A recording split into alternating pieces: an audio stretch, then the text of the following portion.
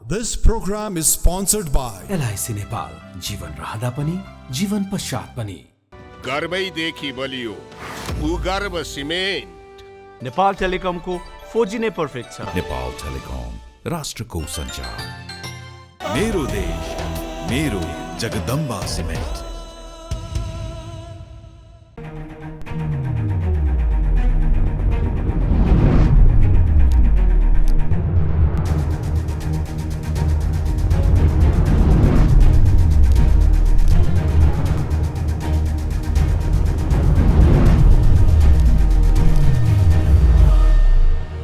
हाम्रो बीचमा जनता जान्न चाहन्छन् कार्यक्रममा नेपाल कम्युनिस्ट पार्टी एकीकृत समाजवादी पार्टीका प्रभावशाली नेता डाक्टर विजय पौडेल हुनुहुन्छ। विजय पौडेलजी, तपाईँलाई म जनता जान्न चाहन्छन् कार्यक्रममा स्वागत गर्न चाहन्छु। धन्यवाद। नमस्कार। प्रधानमन्त्री शेरबहादुर देउबा टेन्सनमा हुनुहुन्छ। माधवका नेपालले, उपेन्द्र यादवले, प्रचण्डले मन्त्री परिषद विस्तार गरेर दिनु भएन रे, धेरै भागभण्डा तपाईँले खोज्नु भयो। किन भन्नु त जनता जान्न चाहन्छन् आज? होइन, त्यस्तो होइन। बाहिर चर्चा सुरु भइसक्यो। होइन, म तपाईँलाई तथ्य बताउँछु। अस्ति माधव कुमार नेपाल, डाक्टर बेदुराम भुषाल, म र राजेन्द्र पाण्डेजी गएका थियौँ। त्यहाँ हामीले तुरुन्तै मन्त्रीमण्डल विस्तार गर्नुहोस्, हाम्रो चाहिँ यो 22 गते शनाखतभन्दा वरि हामी चाहिँ आउँदैनौँ। पहिले पनि तपाईँलाई भनेको हो, हाम्रो भागको चाहिँ राखेर अब माओवादी र चाहिँ काङ्ग्रेसले उपेन्द्र पक्ष र हामीलाई चाहिँ यो जनप्रतिनिधिको शनाखतको चाहिँ समस्या छ 22 गतेसम्म, 81 गतेसम्म। 22 गतेबाट मात्रै हामी त्यसमा फ्री हुन्छौँ र तपाईँहरूलाई यो समस्या छैन। त्यसो हुँदाखेरि कमसेकम 16-17वटा मन्त्री त बनाउनु सक्नुहुन्छ, अथवा 12-13वटा त बनाउनु सक्नुहुन्छ भनेर हामीले भनेको। यो अहिले ढिलो हुनुमा चाहिँ हाम्रो आफ्नो बाध्यताको कारण हो। हामीले अहिले यो शनाखतपछि मात्रै पठाउँछौँ भनेको हो, तर चाहिँ उहाँहरूको त आफ्नै चाहिँ समस्या हो। त्यसो भएर हाम्रो कारणले विस्तारमा रोकिएको होइन। धेरै भाग खोज्नु पर्यो, कतिवटा मन्त्रालय खोज्नु भएको छ तपाईँले? ठ्याक्क होइन, हामीले चाहिँ 6वटा भयो भने ठिक हुन्छ भन्ने हाम्रो भनाइ छ। तपाईँलाई 6वटा मन्त्री कि 6वटा मन्त्रालय? 6वटा मन्त्रालय। यो अहिले त यस्तो छ नि, त्यो राज्य मन्त्री राखे पनि 25 भन्दा थप्न पाइँदैन। त्यसो 6वटा मन्त्री 6वटा मन्त्रालय एउटै हो। त्यसो तपाईँहरूलाई 6वटा मन्त्रालय चाहिन्छ? हजुर। त्यो माग तपाईँहरूको यथावत छ? हजुर। प्रधानमन्त्री दिन तयार हुनुहुन्छ तपाईँलाई 6वटा मन्त्रालय? त्यो करिब करिब मिलाछ भन्ने सुनेको छु मैले। त्यसो भए तपाईँको पार्टीले 6वटा मन्त्रालय पाउँदैछ? हजुर। मन्त्री को भन्दैछ तपाईँको पार्टीबाट? यसमा चाहिँ छलफल भएको छैन। हाम्रो चाहिँ थाई कमिटीमा छलफल भएको छैन। हामीले चाहिँ कमिटीगत रूपले अब भर्खर सचिवालय अब गठन गर्ने तयारीमा छौँ। सचिवालय र थाई कमिटी बसेर सम्भव भएसम्म उपलब्ध केन्द्रीय सदस्यहरू बसेर गर्नेछौँ। हिजोको जस्तो चाहिँ नि एउटा व्यक्तिले चयन गर्ने कुरा अब हुँदैन। त्यसो भएर त्यो तर माधव नेपाललाई तपाईँले जिम्मेवारी दिनुभएको होइन मन्त्री छान्नको लागि? डाक्टर विजय पौडेल होइन होइन, हामीले संसदीय दलले भनेको होइन माधव नेपाललाई तपाईँले जे गर्नु चाहिँ मान्छौँ भनेर? होइन, जे गर्नुहुन्छ मान्छौँ त भनेको, तर हामीले चाहिँ उहाँलाई एक्लै छनौट गर्नुहोस् भने होइन, टिमको साथमा छनौट गर्नुहोस् भनेर भनेको हो। त्यसो भए माधव नेपालले एक्लै मन्त्री छनौट गर्न पाउनुहुन्न? अध्यक्षको अधिकार होइन त्यो? नै गर्नुहुन्न। त्यो अधिकार चाहिँ सामूहिक अधिकार हो। अध्यक्षको पद भनेको सामूहिक पद हो। तपाईँको पार्टी संस्थागत भएको छ आज नेपाल कम्युनिस्ट पार्टी एकीकृत समाजवादी?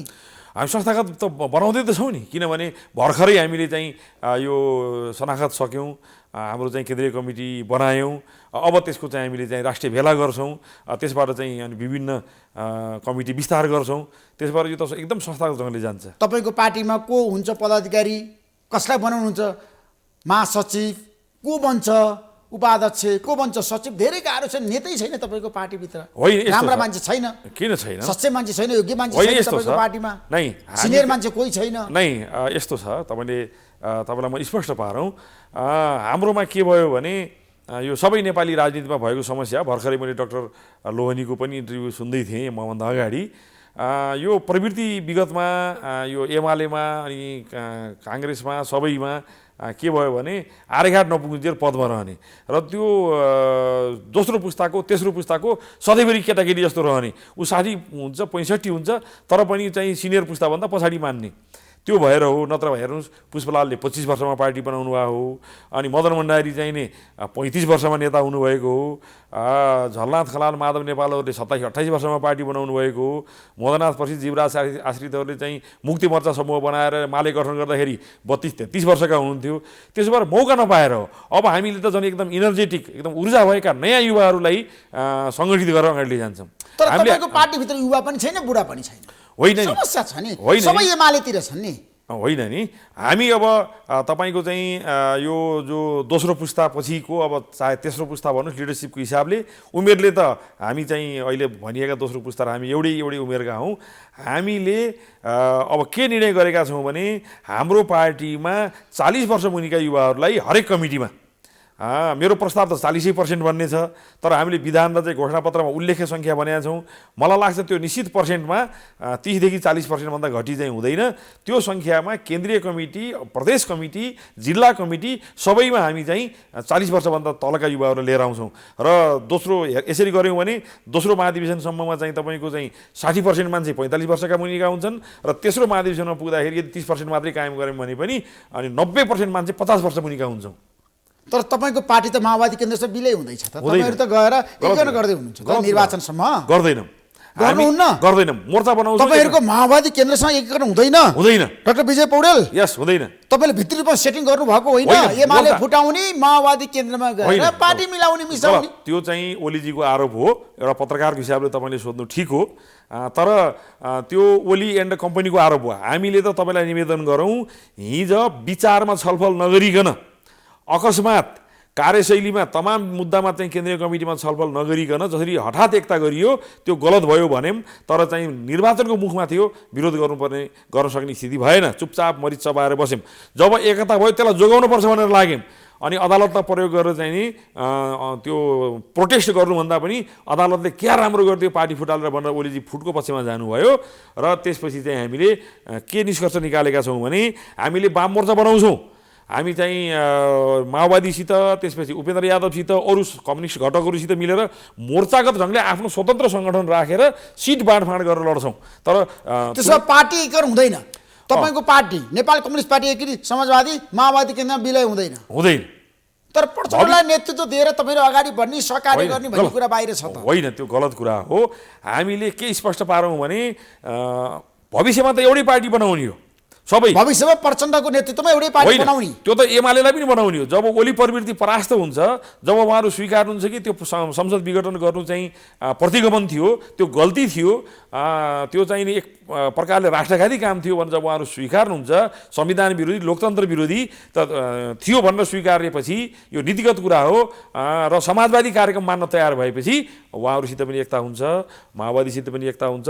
तर त्यो अलि पर छ। अहिले चाहिँ हामी ओली बाहेकको टिमसित संयुक्त मोर्चा गरेर संयुक्त मोर्चा बनाउने, सिट बाँडफाँड गर्ने हो, चुनावमा सिट बाँडफाँड गर्ने। तर एकता होइन, तर एकता नगर्ने, प्रचण्डसँग नगर्ने, उपेन्द्र यादवसँग नमिल्ने, मिल्ने तर सिट बाँडफाँडमा मिल्ने। अनि तपाईँको पार्टीको एजेन्डा के छ त जनतामा जानको लागि? आज तपाईँहरू त एजेन्डा वीर हुनुहुन्छ। होइन, हामी वैचारिक रूपमा हामीले समाजवादी कार्यक्रम लागू गर्ने भनेका छौँ। 9 महाधिवेशनमा ओलीजीले जुन पार्टीबाट चाहिँ अध्यक्ष जित्नुभयो, त्यो महाधिवेशनमा हामीले के निष्कर्ष निकालेका छौँ भने नेपालमा सामन्तवाद सिद्धियो, पुँजीवादी क्रान्ति सम्पन्न भयो 63 को चाहिँ जनक्रान्तिबाट। त्यसो भइसकेपछि जनताको बहुदलीय जनवादलाई हामीले सम्मान गर्ने हो। जनताको बहुदलीय जनवादका मूल्य मान्यता, त्यसमा भएको जुन लोकतान्त्रिक पक्ष छ, त्यसमा जुन फरक मत राख्न पाइने पक्ष छ, त्यो पक्षलाई चाहिँ सम्मान गर्दै प्रतिस्पर्धाबाट श्रेष्ठता प्राप्त गर्ने, प्रतिस्पर्धाबाट नै समाजवाद के अरे अगाडिको क्रान्ति लिएर जाने जुन पक्ष छ त्यसलाई सम्मान गर्दै हामी समाजवादी कार्यक्रम लिएर जान्छौँ। हामी गरिबका एजेन्डा उठाउँछौँ। हामी गिट्टी कुट्नेका, ढाकर बोक्नेका, गरिब किसानका, मध्यम किसानका, तपाईँको पार्टी सम्पन्न छ। नेपाल कम्युनिस्ट पार्टी एकीकृत समाजवादी। तपाईँहरू सत्तामा जाँदै हुन्छ, सरकारमा जाँदै पैसा कमाउन, मस्ती गर्न, अनि तपाईँहरू जनताको कुरा गर्ने, किसानको कुरा गर्ने, मजदुरको कुरा गर्ने होइन। विजय पौडेलजी, होइन, तपाईँहरूको पार्टी हुने खानेको पार्टी बन्दैछ होइन नि। हामी त अहिले एकदम सर्वहाराको पार्टी। साँच्ची कि हाम्रो अफिस छैन, हाम्रो चाहिँ नि अफिस नभएपछि फर्निचर हुने कुरा भएन। हामी त अहिले सडकबाट सुरु गर्दैछौँ। त्यसो भएर हामी त हुने खानेको होइन, साँच्चै सर्वहाराको पार्टी हो। यसले अफिस व्यवस्थित गर्नुपर्छ। र हाम्रा मन्त्रीहरूलाई हिजो जस्तो जागिर खाना हामी पठाउँदैनौँ। हामी टार्गेट दिएर 6 महिना बसे पनि, 1 वर्ष बसे पनि के काम रिजल्ट निकाल्ने गरी जाने हो भन्ने गरी टार्गेट दिएर पठाउँछौँ। त्यसै मन्त्रीमा नै आलो पालो हुन्छ तपाईँहरूको? आलो पालो हुन जरुरी छैन। यदि चाहिँ जसले चाहिँ 6 जना मन्त्री बन्दाखेरि त अरू 6 जनालाई फेरि 6 महिनापछि पठाउने कुरा पनि बाहिर आछ नि त? होइन, त्यो त अनुमानका कुरा हुन्। हामीले मूल गर्ने के हो भने टार्गेट दिन्छौँ। त्यो टार्गेट 1-1.5 महिनामा चाहिँ पुरा हुने चाहिँ त्यो दिशा देखियो भने उहाँहरू कन्टिन्यू गर्नुहुन्छ। टार्गेट पुरा गर्ने लक्ष्य देखिएन र चाहिँ नि जागिर मात्रै खाने कुरा भयो भने उहाँहरू हट्नुहुन्छ।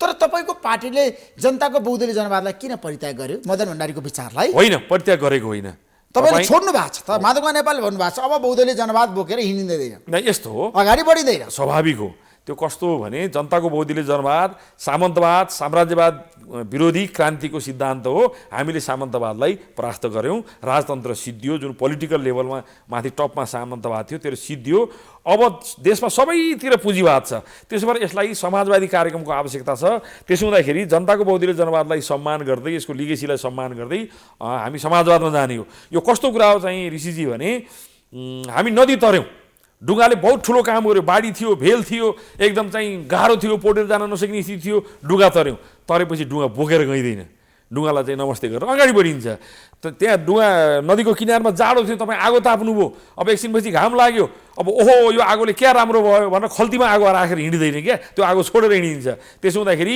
जनताको बहुदलीय जनवादलाई सम्मान गर्ने हो त्यसले अबको युग हाँक्दैन त्यसले आफ्नो मिसन पुरा गर्यो मदन भण्डारीको विचारलाई तपाईँले परित्याग गर्नुभयो गरिएन ठ्याक्क भन्नुहोस् न सिधा प्रश्न सिधा उत्तर दिनु विजय पौडेलजी होइन यस्तो हो पोलिटिक्समा त्यो सिधै गणितमा 2+2=4 जस्तो एन्सर हुँदैन मदन भण्डारीले जुन जनताको बहुदलीय जनवादमा कम्युनिस्ट आन्दोलनलाई बचाउने एउटा नयाँ सूत्र निकाल्नुभयो कि अब हामी हतियारको बलमा अथवा चाहिँ फौजी बलमा होइन जनताको बिचमा गएर चुनाव लडेर प्रतिस्पर्धाबाट सरकार बनाउने अल्पमतको चाहिने विपक्षको व्यवस्था गर्ने अल्पमतलाई सम्मान गर्ने यो ढङ्गले चाहिँ जनताको मन जितेर चाहिँ जानुपर्छ भन्ने जुन कुरा मूल कुरा हो त्यो मदन भण्डारीकै कुरा हो त्यसको योगदान उहाँलाई नै जान्छ तर अब हामीले त्यसमा थप्न के पर्छ भने हामीले सूत्रै बनायौँ चैत्र 4 र 5 गते यो 77 साल चैत्र 4 र 5 गते राष्ट्रिय बेला गऱ्यौँ त्यो राष्ट्रिय बेलामा हामीले सूत्र नै बनायौँ जनताको बहुदलीय जनवादका मूल्य मान्यताको रक्षा गरौँ समाजवादको दिशामा अगाडि बढौँ यो हो हाम्रो नारा तपाईँको पार्टीको नारा बाहिर आइसकेको छ तर पनि जनता जान्न चाहन्छन् आजको दिनमा विजय पौडेलजी अब तपाईँहरू जसरी अगाडि बढ्दै हुनुहुन्छ तपाईँको पार्टीलाई फन्डिङ गर्ने को छ कोही छैन विदेशी कि स्वदेश छैन बाह्य शक्ति कि भित्रको मात्रै कोही छैन अब हामी मासमा तपाईँ देख्नु नै छ अब हाम्रो चाहिँ कोही साथी बन्नु होला आर्थिक विभाग प्रमुख आर्थिक विभाग बन्ला समिति बन्ला हामी मास फन्डिङमा जनताबाट आम जनताबाट चाहिँ चन्दा सहयोग उठाएर हामीले फन्ड निर्माण गर्नेछौँ त्यो हामीले गरेर देखाउने छौँ हामी मास फन्डिङमा जान्छौँ क्राउड फन्डिङमा जान्छौँ तपाईँलाई विदेशीको लगानी छ यो पार्टी फुटाउनको लागि माधवकुमार नेपाल अध्यक्ष बनाउनु गलत कुरा हो हामीले कम्युनिस्ट चर्चा सुरु भइरहेछ होइन त्यो भन्नेलाई हामीले हाम्रो गतिविधिबाट जवाफ दिनेछौँ त्यो चाहिँ हाम्रा विरोधीहरूले लगाएको आरोप हो हामी त देशमा कम्युनिस्ट आन्दोलन बचाउनका लागि जुन ओली प्रवृत्तिले कम्युनिस्ट आन्दोलनलाई विसर्जन गरेको थियो दक्षिणपन्थी भाष मात्रै होइन कि प्रतिक्रियावादीकरण गरेको थियो त्यसबाट जोगाएर आन्दोलनलाई सही मार्क्सवादी लेनिनवादी जनताको बहुदलीय जनवादी जनताको बहुदलीय समाजवादी दिशामा लैजाने चाहिने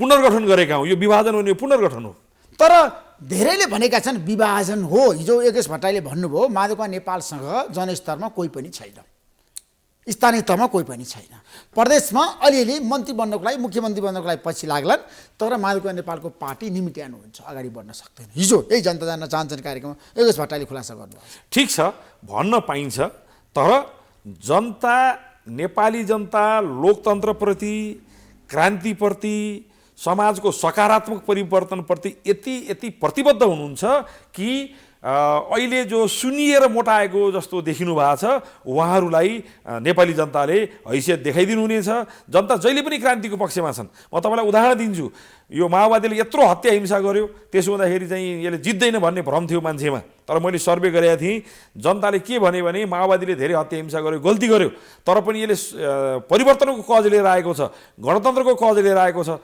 भनेर जनताले चाहिँ झन्डै बहुमत 65 सालको चुनावमा दिए माओवादीले त्यसलाई चाहिँ त्यो जनताले दिएको मतलाई क्यारी गर्न सकेन उत्ताउलोपन देखायो त्यसपछि फेरि माओवादी चाहिँ थर्ड फोर्समा गयो नेपाली जनता यति विवेकशील छन् कि उनीहरूले क्रान्तिको एजेन्डा बोक्नेलाई मत दिनेछन् तपाईको चाहिँ पार्टीलाई धर्मको शरणमा लिएर जाने तपाईलाई किन भोट दिने जनताले तपाईले त पार्टी फुटाउनु भयो कम्युनिस्ट पार्टीलाई तहस बनाउनु भयो हो किन दिने भने समाजवाद निर्माण गर्ने प्रतिबद्धताका लागि दिने जुन कम्युनिस्ट पार्टीले 2/3 को नजिकको मत पाएर केही पनि गरेन त्यही पार्टीमा बसेको भए त्यो प्रतिगमन गरेको त छँदैछ जनविरोधी काम गरेको छँदैछ भ्रष्टाचार गरेको संस्थागत गरेको काम त छँदैछ त्यो लिएर यदि हामी गएको भए जनताले सोध्नुहुन्थ्यो बजियाहरू तिमीहरूलाई हिजो 2 दियाइ दिएको थियो, तिमीले भ्रष्टाचार गर्यौ, पार्टीलाई निजी कम्पनीको एजेन्ट बनायौ, यति र ओम्नीको चाहिँ एजेन्ट बनायौ, तमाम चाहिँ निजी कम्पनीको एजेन्ट बनायौ, कम्युनिस्ट पार्टीमा कुनै साइन नभएकालाई चाहिँ आर्थिक सल्लाहकार बनायौ, के खोज्न आएका छौ भन्ने थिए। हामीले त अब के भन्छौँ भने हिजो जनताले कम्युनिस्ट पार्टीलाई माया गरेर भोट दिनुभयो,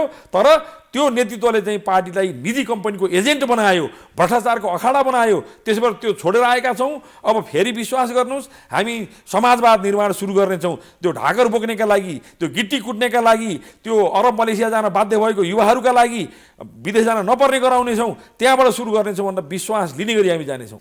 तर तपाईँहरूले जसरी जनतामा जाने, चुनावमा छ नि आफ्नो एजेन्डा अगाडि सार्ने भनेर भनिरहँदाखेरि केपी शर्मा ओलीले मसँग भन्नुभएको छ जनता जान्न चाहन्छन् कार्यक्रममा, माधव कुमार नेपालको पतन अवश्यभावी छ, उहाँ अगाडि बढ्न सक्नु नेपाली राजनीतिमा। उहाँले के भन्नुभयो भन्नेसित हामीलाई केही पनि मतलब छैन। तर के हो भने उहाँले आफूले पाएको 2/3 मत टिकाउन नसक्ने। तर माधव कुमार नेपालले टिक्न दिनु भएन नि, होइन नि, सरकार ढाल्न त माधव कुमार नेपाल लाग्नु भएको। दोस्रो चोटि प्रतिनिधि सभा भङ्ग गरेपछि चाहिँ हामीलाई प्रतिनिधि सभा जोगाउने पात्रको जरुरत थियो। त्यो जरुरत मधेसको नेता भएर एकचोटि प्रधानमन्त्री बन्ने मौका पाउँदै हुन्थ्यो। महन्त ठाकुरले पुरा गरे भए हामी उहाँलाई नै चाहिँ अगाडि सार्थ्यौँ, हामीलाई कसैले समर्थन गरिदिए भए हामी नै हुन्थ्यौँ। तर कसलाई समर्थन गर्दा एउटा लौरो तयार भए पनि यदि उहाँलाई समर्थन गरेर प्रतिनिधि सभा जोगिन्छ, संविधान जोगिन्छ, लोकतन्त्र जोगिन्छ, हामीले चाहिँ रगतको खोलो बगाएर छातीमा गोली थापेर ल्याएको चाहिँ लोकतन्त्र जोगिन्छ भने जोगाउँ भनेर त्यसको लागि चाहिँ शेरबहादुर देउवाजी तयार हुनुभयो। अनि हामीले त्यो लोकतन्त्रको मूल्यमा उहाँलाई सहयोग गरेका हौँ। त्यसो हुँदाखेरि हामीले ओलीजीको सरकारलाई चाहिँ असहयोग गरेको होइन। संसदीय व्यवस्थामा असहयोग गर्ने भनेको बजेट फेल गरेर हुन्छ, नीति तथा कार्यक्रम फेल गरेर हुन्छ, अथवा सरकारी कुनै प्रोजेक्टको विरुद्ध चाहिँ नै धरना कसेर जुलुस गरेर हुन्छ। त्यो हामीले केही पनि गरेका होइन। हामीले ओलीजीले ल्याउनु खोजेका रेल, त्यो लिकै नबने रेल ल्याउँदाखेरि पनि रोक्न गएका होइनौँ, हुँदै नभएको चाहिँ पानी जहाज कार्यालय खोल्दाखेरि पनि रोक्न गएका होइनौँ। हामीले चाहिँ एकदमै दक्षिणपन्थी विश्व ब्याङ्कको सल्लाह बमोजिम ल्याइएको घोर दक्षिणपन्थी बजेट र कार्यक्रमलाई मन अमिलो पारेर हाम्रा सांसदहरूले समर्थन गर्नुभएको हो। तर त्यति गर्दाखेरि पनि उहाँलाई चित्त बुझेन, उहाँको तानाशाहीको भोक मेटिएन, उहाँको चाहिँ सत्ता कब्जा गर्ने भोक मेटिएन, पार्टी कब्जा गर्ने भोक मेटिएन। अनि त्यो पनि सहेका थियौँ, उहाँलाई सम्झाउँदै थियौँ। तर उहाँलाई के लाग्यो भने आई एम द हिटलर, मैले जे गरे पनि हुन्छ भन्ने लाग्यो र उहाँले चाहिँ दोस्रोचोटि पनि जब संसद भङ्ग गर्नुभयो त्यसपछि बल्ल उहाँलाई हामीले असहयोग गरेका हौँ। तर माधव कुमार नेपालले शेरबहादुर देउवालाई प्रधानमन्त्री बनाउन जसरी हस्ताक्षर गर्नुभयो त्यो त अपराध होइन र? कसरी हो? हामीले त यो यदि यसरी नजोगाएको भए ओलीजी चाहिँ मङ्सिरको चुनावमा जानुहुन्थ्यो। यदि संसद नजोगाएको भए र मङ्सिरको चुनावमा जाँदाखेरि चुनाव हुन्थेन, किनभने एकातिर दक्षिणपन्थी शक्तिहरू जो भर्खरै अघि बोलेर जानुभयो सफल त हुन्थेनन्। तर यो चाहिँ संविधानमा नभएको व्यवस्था लागू गरे त संविधान भ्याइयो, अब 47 संविधान लागू हुन्छ भनेर एउटा शक्तिले बखेडा सुरु गर्ने थियो। त्यही बखेडामा चाहिँ अनि लम्बै भएर जान्थ्यो र चाहिँ चुनावै नहुने अवस्था हुन्थ्यो। र फेरि चाहिँ यो चाहिँ जातीयता भड्काउन चाहने शक्तिहरू, अनि त्यसपछि साम्प्रदायिक सद्भाव भड्काउन चाहने शक्तिहरूले अनि यो संविधानमा हाम्रो अधिकार पुगेन भनेर फेरि बवाल गर्ने थिए र चाहिँ संविधान निरस्त गर्ने थिए, खारेज गर्ने थिए। त्यसलाई जोगाउनका लागि हामीले पाइला चालेका हौँ। अब तपाईँहरूले छ नि पार्टीको कुरा गर्दा, संरचनाको कुरा गर्दाखेरि कहिले बनाउँछ स्थायी समिति, कहिले बनाउँछ पदाधिकारी, कहिले बनाउँछ पोलिट ब्युरो, कहिले बनाउँछ केन्द्रीय समिति हो। त्यो चाहिँ हामीले अब यो 22 गते पछि हामी चाहिँ सबै संरचना बनाएर अगाडि बढ्छौँ। तपाईँ महासचिवको उम्मेदवार हो? होइन, म चाहिँ महासचिव बन्ने तयारीमा हो? होइन, थाहा पाएको कुरा म व्यक्तिगत रूपमा केहीमा तयारीमा छैन। हाम्रो कमिटीमा कसैले व्यक्तिगत रूपमा चाहिँ आकाङ्क्षा राख्न हुँदैन। त्यो कमिटीले समान मध्येको प्रथम छान्ने हो। हामी सामूहिकतामा विश्वास गर्छौँ। बाहिर कसैको हल्ला आए जस्तो म आफूलाई कुनै पदमा दाबी गरिरहेको छैन। पार्टीले चाहिँ कुचो बढाएर जिम्मा दिए पनि गर्नुपर्छ भन्ने मान्यता म राख्छु। तर तपाईँको पार्टीको कुरा गर्दाखेरि सिनियर लिडरहरू आज केपी शर्मा ओलीतिर रहनु भयो, दोस्रो पुस्ताका सबै नेताहरू। अब तपाईँहरूसँग आज पदाधिकारीको कुरा गर्दाखेरि कतिजना मान्छे छन् भन्नु त? राम्रा मान्छे झन्नै छन् नि। हामी त युवाहरूलाई लिएर आउँछौँ नि।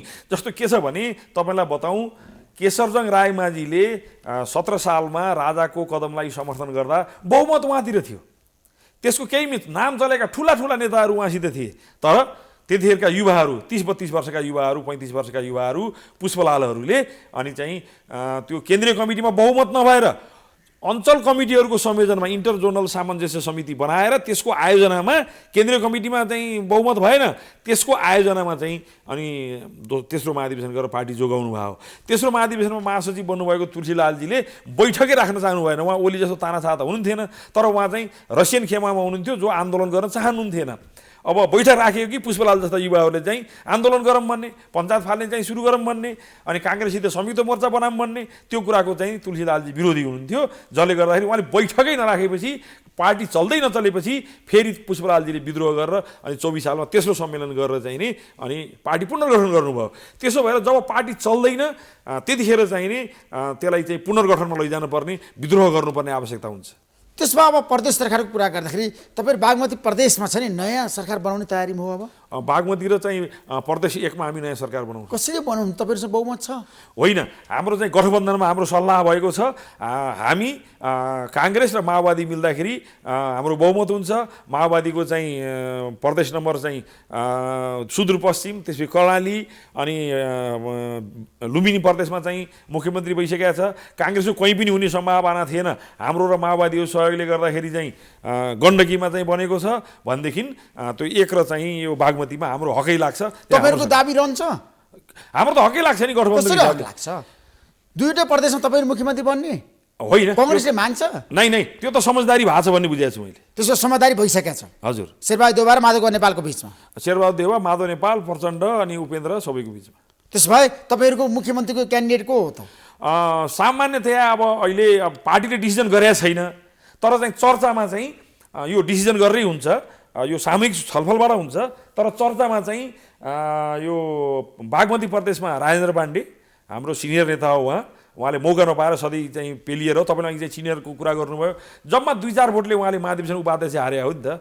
2-4 भोटले जितेकाहरू चाहिँ एकदम ठुला नेता भएर जाने, अनि 2-4 भोटले हार्दैमा चाहिँ तपाईँको चाहिँ नि 17-18 वर्षको एउटा कलिलो उमेरदेखि राजनीतिमा लागेका मान्छे जिल्ला सभापति हुँदै अनि शिक्षा सङ्गठनको नेता हुँदै युवा सङ्घको नेता हुँदै अहिले चाहिँ आएर पार्टीमा खटेका मान्छे जुनियर हुने भन्ने कुरा आउँदैन। त्यस्ता बहुत सिनियर नेता हुनुहुन्छ। 14-15 वर्ष जेल बसेको बेदुराम भुषाल जस्तो मान्छे हुनुहुन्छ। 14-15 वर्ष जेल बसेको चाहिँ नि हाम्रो धनेन्द्र बस्नेत जस्ता नेताहरू हुनुहुन्छ। अनि युवाहरूको ठुलो फौज छ। त्यसो हुँदाखेरि हामीले सामूहिक निर्णय गर्छौँ। त्यस हिसाबले बागमतीमा राजेन्द्र पाण्डे र प्रदेश 1 मा राजेन्द्र राई, दुईटै राजेन्द्र पाण्डे मुख्यमन्त्री बन्ने सहमति भइसकेको छ गठबन्धन दलभित्र। त्यो चाहिँ सहमति भएको छ भन्ने थाहा पाएको छु मैले। अब तपाईँहरूको कुरा गर्दाखेरि स्थानीय तहमा तपाईँहरू कमजोर हुनुहुन्छ। तपाईँहरू कति प्रतिशत फुटाउन सक्नुभयो एमालेलाई भन्नु ठ्याक्कै सङ्ख्याको कुरा गर्दाखेरि? अब माथि चाहिँ तपाईँले शनाखत देखिहाल्नुभयो। चान्चुन 30% हामीले चाहिँ 30% छ र तपाईँहरूसँग गऱ्यौँ त। कहाँ छ? सांसद त छैन नि त। नै प्रदेश सभामा कहाँ छ? सांसद चाहिँ 26% चान्चुन छ यो प्रदेश सभा र चाहिँ तल गरेर, र यो केन्द्रीय कमिटीको हामी चान्चुन 30% पुर्याएका छौँ।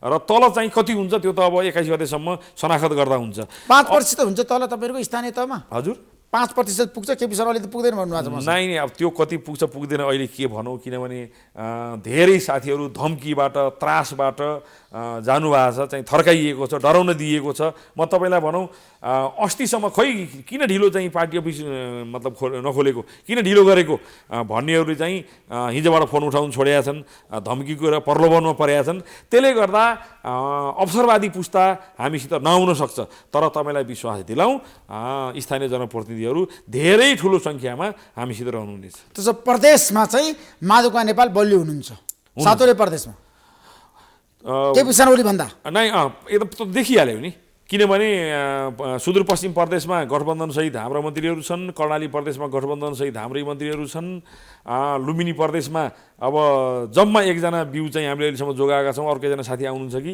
आउनुभयो भने 2टै जना चाहिँ हाम्रो त्यहाँ प्रतिनिधित्व हुन्छ। गण्डकीमा चाहिँ नि अब टिकटै दिएको थिएन ओली टिमले हाम्रो साथीहरूलाई, त्यसबाट कहाँबाट होस्। त्यसपछि अब यो बागमतीमा हाम्रै नेतृत्व हुन्छ, प्रदेश 1 मा हाम्रै नेतृत्व हुन्छ, र प्रदेश 2 मा पनि मिलेर सरकार बनाउने सम्भावना छ। प्रदेश 2 पनि सरकारमा जाने जनताको पक्षमा काम गर्ने टार्गेट सहित जाने। तपाईँलाई सरकार चाहिने है? सरकार बिना तपाईँहरू केही गर्न सक्नुहुन्न?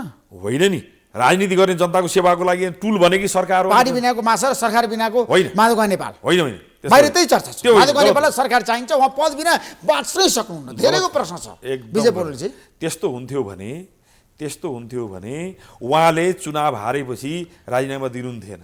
त्यस्तो हुन्थ्यो भने होइन कसरी राजीनामा दिन भने पनि थिएन। माधव नेपालको कमजोरी होलान्, हरेक व्यक्तिका द्वन्द्ववादी हिसाबले कमजोरी हुन्छन्, तर उहाँ चाहिँ इमान्दार नेता हो, भ्रष्टाचार विरोधी हो, सादा जीवनशैली भएको नेता हो र सामूहिकता साथ चल्ने नेता हो, यो चाहिँ ग्यारेन्टी गर्न सकिन्छ।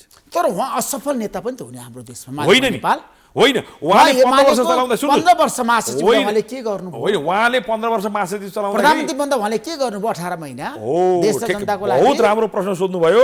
15 वर्ष महासचिव हुँदाखेरि उहाँले पार्टीमा आउने हरेक विवादलाई समाधान गर्नुभयो, हरेक विवादलाई, कहिले पनि पार्टी फुट्न दिनु भएन। किन फुट्न दिनु भएन? उहाँले पार्टी फुटाउनु भयो 2054 सालमा त्यो त वामदेवजी महाकाली सन्धि पारित हुँदाखेरि उहाँले रोक्न प्रयास थाहा छ नि त कुरा। रोक्न प्रयास माधव नेपालको कार्यकालमा पनि एमाले फुटेको हो नि। ठिक हो, त्यसमा चाहिँ माधवजीले रोक्दा रोक्दै फुट्यो, तर जुटाउनु भयो, जुटाउनको लागि मेहनत गर्नुभयो। अनि सातौँ महाधिवेशनमा ओलीजीको चाहिँ धेरै ठुलो टिम हार्यो।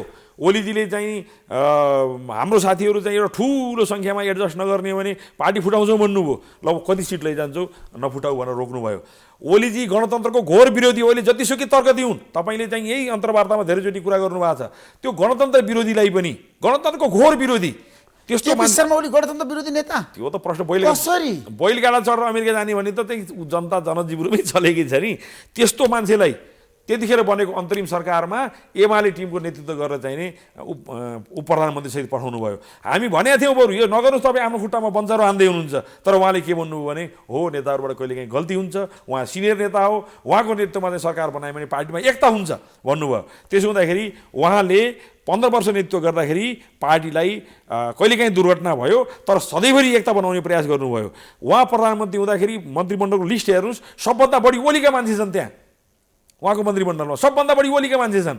त्यसो किन गर्नुभयो भन्दाखेरि आफ्नो टिमलाई पछाडि राखेर भए पनि ओलीसँग नजिरहेका मान्छेलाई राखेर। तर अहिले ओलीसँग मिल्न सक्नु भएन, होइन ओलीसँग सहकारी गर्न सक्नु भएन, पार्टी फुटाउनु माधव होइन ओलीजीले ढोकामा बसेर पार्टीको ढोकामा बसेर मुङ्ग्रो लिएर चाहिँ ठटाउन थालेपछि के गर्ने? तर पछिल्लो समय त माधव नेपालले एमाले फुटाएको हो नि, केपी शर्मा ओलीको दोष छैन। होइन नि, उहाँले नै फुटाएको हो नि। ओलीजीले त तपाईँको पोहोर सालै चाहिँ तपाईँको चाहिँ अध्यादेश ल्याएर फुटाउनु खोज्नु भएको थियो नि। अहिले अध्यादेश हामीले बाध्यतावश प्रयोग गरेको हो, होइन भनेदेखि त उहाँ आफू प्रधानमन्त्री दुई दिएको चाहिँ बलियो प्रधानमन्त्री भए बेलामा चाहिँ पार्टी फुटाउन अध्यादेश ल्यायो नि त नि।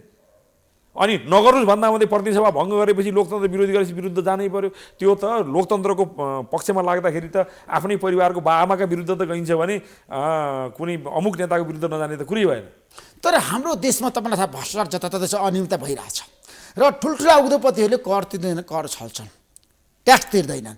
र एउटा म तपाईँलाई तथ्याङ्क दिन चाहन्छु, नेपालमा विद्युत प्राधिकरणमा पैसा नतिर्ने उद्योगपति कतिजना छ तपाईँले हेर्नु भएको छ पछिल्लो समय? तथ्याङ्कहरू मसँग छ। विजय पौडेल तपाईँ अर्थविद पनि हो र तपाईँले देशको अर्थतन्त्र राम्रो छ निहाल्नु भएको छ। ठिक हो, 2 अर्ब नतिर्ने बकुता नतिर्ने बढी त्यस्ता उद्योगपति पनि छन्। खोइ त कारबाही भएको? तपाईँको सरकारले कारबाही गर्नुपर्छ, उद्योगपतिहरूलाई त कर नतिर्नेलाई कारबाही गर्नुपर्छ, लाइन काट्नुपर्छ, कर तिराउनुपर्छ। होइन कुलमान घिसिङले गर्न सक्नु होला, लाइन काट्न सक्नु होला, किनभने उद्योगपतिहरूको हो विगतमा उनले गरेका थिए, गर्छन् भन्ने मलाई विश्वास। तपाईँलाई विश्वास छ? विश्वास छ। नगर्यो भने यसो हेर्नुहोस्, यो हामी चाहिँ वर्ग सङ्घर्षमा विश्वास गर्छौँ, समाजमा वर्गहरू भएपछि वर्ग सङ्घर्ष हुन्छ, सरकारमा पनि त्यो शत्रुतापूर्ण होइन तर मित्रतापूर्ण ढङ्गले गलतका विरुद्ध सङ्घर्ष गर्छौँ। र हाम्रा मन्त्रीहरूले यो सरकारले चाहिँ भ्रष्टाचारीलाई ठेगान लगाएन भने हामी तलबाट आउटसाइड प्रेसरको रूपमा पनि प्रेसर दिएर भ्रष्टाचारीलाई कारबाही गरारी छाड्छौँ। अब साहिल अग्रवालको संस्था छ जगदम्बा स्टिल, उसले 2 अर्ब 57 करोड रुपियाँ चाहिँ तिरेन विद्युत प्राधिकरणलाई। नै व्यक्तिको नाम नलिउँ, किनभने कानुनी ढङ्गले प्रमाणित गर्नुपर्ने हुन्छ, कसैको बिजनेसमा धक्का लाग्न हुँदैन। तर जोसुकै भए पनि उसले सरकारको कर तिर्नुपर्छ र तिरेन भने कारबाहीमा जानुपर्छ। तिरेन भने कारबाही जानुपर्छ। कारबाही गर्न सक्छ सरकारले? गर्न सक्छ। तपाईँलाई विश्वास छ? मलाई विश्वास छ। उद्योगपतिको अगाडि सरकारले आत्मसमर्पण गर्छ? गर्न पाउँदैन। यो सरकारले थोरै आशा के देखाएको छ भने हिजो ओलीजीको पालामा बालुवाटारमा चाहिँ पार्टीको बैठक हुन्थ्यो, हामीले धेरैचोटि भन्यौँ यसो नगर्नुहोस्, किन यहाँ गर्नुहुन्छ, यहाँ खाने हरेक खाजा चाहिँ यो चाहिँ राज्य कोषबाट गएको भनेर जनताले बुझ्छ, यसो नगर्नुहोस् भन्यौँ। तर उहाँले टेर्नु भएन, उहाँले राजासी मोज जस्तो चाहिँ उडाउनु पर्ने, खर्च गर्नुपर्ने, मान्छेलाई खुवाउनु पर्ने। अब जन्मदिन त चाहिँ कम्युनिस्ट पार्टीको नेताले हेलिकप्टर चार्टर गरेर चाहिँ मनाउने हुँदाखेरि हामीले विरोध गऱ्यौँ। तर अहिले एउटा पुँजीवादी पार्टीको नेता भए पनि शेरबहादुरलाई नगर्नुहोस् भन्यौँ, गर्नु भएन। तपाईँ बालुवाटार जानुभयो भने भोज खान पाउने 1 कप हरियो चिया खाएर फर्कनुपर्छ। त्यसपछि चाहिँ नि त्यहाँ पार्टीको बैठक नगर्न भन्यौँ, काङ्ग्रेसले चाहिँ गर्न छोड्यो र मलाई के लाग्छ भने नेपाली काङ्ग्रेसले यही ढङ्गले चाहिँ आफूलाई सुधार्दै गयो भने उसले आफ्नो छवि सुधार्छ, यो सरकारले आफ्नो छवि सुधार्छ, सरकारमा संलग्न भएका हामी सबै दलहरूले सुधार्नेछौँ। हुँदैछ अरे फेरि पनि शेरबहादुर देउवा र केपी शर्मा ओलीको बिचमा वार्ता हुँदैछ। ज्ञानेन्द्र कार्की गएर केपी शर्मा ओलीलाई भेटिसक्नुभयो। मलाई गठबन्धनका दलका नेताहरूले काम गर्न नदिने भए, एमसिसी पारित नहुने भयो, त्यसैले मिलेर जानुपर्छ भनेर प्रस्ताव गइसक्यो। होइन यस्तो छ, अब यो बाहिर बजार हल्लाको रूपमा र कतिपय चाहिने मिडियाले चलाएको हल्लालाई हामीले विश्वास नगरौँ। र मलाई के विश्वास छ भने कतिपय विषय, सबै विषय काङ्ग्रेससित हाम्रो मिल्दैन, स्वाभाविक हो। हामी समाजवादी हौँ, उहाँहरूले प्रजातान्त्रिक समाजवादी भने पनि त्यसमा आए त चाहिँ अझै नजिक भइन्थ्यो। तर उहाँहरू पुँजीवादी पार्टी हो, प्रजातान्त्रिक समाजवादको आदर्श बोक्न सक्नु भएको छैन, लेख्नु भएको मात्रै छ। त्यसो भएर कतिपय कुरा हाम्रा मिल्दैनन्। तर नमिले पनि लोकतन्त्र र जनहितको पक्षमा चाहिँ हामी अलि लामो समयसम्म सँगै जान सक्छौँ। र नेपाली काङ्ग्रेसले आफ्नो विगतको छवि सुधार्नका लागि भ्रष्टाचारलाई कारबाही गर्ने दिशामा जानै पर्छ। र अब प्रतिपक्षमा रहेको हुँदा प्रमुख प्रतिपक्षसित सम्बन्ध सुधार्न खोज्नु सामान्य कुरा हो, त्यो सुधार्नै पर्छ। सदन त अब बोलाएर चलाउनु पर्छ नि त। यदि सदन चल्न सकेन भने शेरबहादुर देउवाले संसद विघटन गर्नुको विकल्प छैन नि। होइन, निर्वाचनमा जानुपर्छ नि त। देशलाई त उहाँले सदन नचल्ने त कुरै भएन, सदन चल्छ। अग्निप्रसाद सापकोटा विरुद्ध एमाले अदालतमा गइसक्यो, निर्वाचन आयोग विरुद्ध गइसक्यो कारबाही गर्नको लागि। तपाईँलाई वैधानिकता दिएको कारणले गर्दाखेरि, तपाईँलाई कारबाही नगरेको कारणले गर्दाखेरि आज एमाले अदालत गयो, तपाईँलाई थाहा छैन? होइन जाला, यो उहाँहरूको ओली एन्ड टिमको नेतृत्वको काम नै के हो भने कसरी सकिन्छ संसदलाई असफल बनाउने, संसदीय यो व्यवस्थालाई अहिलेको चाहिँ यो लोकतन्त्रलाई चाहिँ असफल बनाउने र त्यसपछि चाहिँ त्यो अराजकताभित्र खेल्ने र त्यसलाई आफ्नो चाहिँ सफलता ठान्ने उहाँहरूको प्रवृत्ति नै भएको हुँदाखेरि उहाँहरूले रिस र आवेगमा मनपरी गरिराख्नु भएको छ, मनपरी बोलिराख्नु भएको छ। अब अदालतले आफ्नो प्रमाण अनुसार गर्ला, त्यसमा त हामीलाई भन्नु केही पनि छैन। त्यसमा शेरबहादुर देउवाले संसद विघटन गर्न सक्नुहुन्न? विघटन हुँदैन, अर्ली इलेक्सन हुँदैन, हुँदैन। किन हुँदैन भने यो संसद जोगाउने शर्तमा नै हामीले चाहिँ उहाँलाई समर्थन गरेको। र किन अर्ली इलेक्सन गर्नु पर्यो? उहाँले अविश्वासको प्रस्ताव आए पनि जानको लागि तपाईँले के गर्न सक्नुहुन्छ? होइन, अविश्वासको प्रस्ताव आयो भने पनि अहिले अब हाम्रो दल तयार भएपछि बहुमत छ, हिजो थिएन, हिजो खतरा थियो, बहुमत छ। अविश्वासको प्रस्ताव नआइएपछि ढल्ने कुरै भएन। अर्को कुरा चाहिँ टेक्निकल्ली पनि शेरबहादुरजी यो महाधिवेशन नहुँदै त चुनावमा जानुहुन्न। अब महाधिवेशन चाहिँ अब मङ्सिरतिर कहिले तोकिया छ, त्यही टाइममा होला कि अथवा कोभिड कालले अलिक पर सर्ला कि। अनि महाधिवेशन भइसकेपछि पार्टी व्यवस्थित गर्न उहाँलाई समय लाग्छ, त्यो व्यवस्थित नगर्दै पनि चुनावमा जान सक्नुहुन्न। त्यसो हुँदाखेरि चाहिँ यो टेक्निकल्ली पनि शेरबहादुरजी चाहिँ अर्ली इलेक्सनमा जानुहुन्न। त्यसो एमसिसी पारित हुन्छ? एमसिसी चाहिँ यत्तिकै पारित गर्न पाइँदैन भनेर हामीले भनेका छौँ। यो चाहिँ यसमा हाम्रो राष्ट्रलाई चाहिँ घात गर्ने खालका कुरा नहटाएसम्म यो पारित हुन्न। तर शेरबहादुर देउवाको चाहना छ एमसिसी पारित गरौँ। हो, यसको जवाफ मैले चाहिँ ऋषिजी अघि नै दिइसकेँ। सबै कुरा काङ्ग्रेससित हाम्रो मिल्दैन। त्यस्ता विषयमा हाम्रो चाहिँ बहस हुन्छ, छलफल हुन्छ। थ्याङ्क यू सो मच विजय पौडेलजी, महत्त्वपूर्ण समय दिनुभयो, तपाईँलाई म धेरै धन्यवाद दिन चाहन्छु। धन्यवाद, नमस्कार।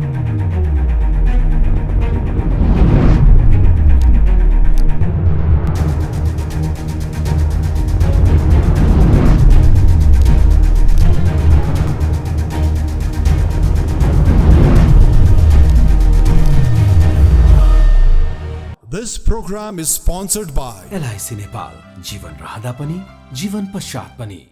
गर्भैदेखि बलियो भूगर्भ सिमेन्ट। नेपाल टेलिकमको 4G नै पर्फेक्ट छ। नेपाल टेलिकम, राष्ट्रको सञ्चार। मेरो देश, मेरो जगदम्बा सिमेन्ट।